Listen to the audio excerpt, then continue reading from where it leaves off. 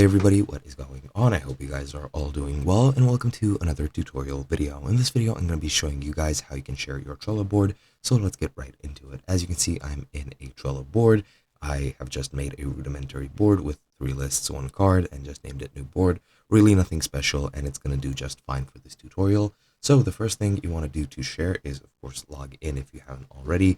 Go to a board, create a new board, do whatever, and make sure you are in your workspace. Now you can share your workspace. You can add members to your workspace, and that will share pretty much most boards on your workspace with them, depending on the visibility of the board. If you have people in your workspace and you set it to workspace visible, it'll be visible only to people in your workspace. If you set it to public, it will be available to pretty much anybody on the internet.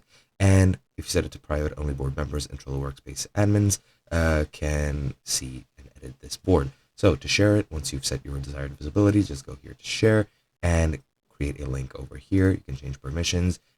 People can join it as a member or as an observer, and then you can just copy the link and send it to anybody, or you can manually add them by entering their email address or name here. You can set if you want them to be a member or observer, depending on what you want. Enter their email and then click share and wait for them to, well, accept, and that should be pretty much it. Hope you guys enjoyed, and I'll be seeing you guys in another video.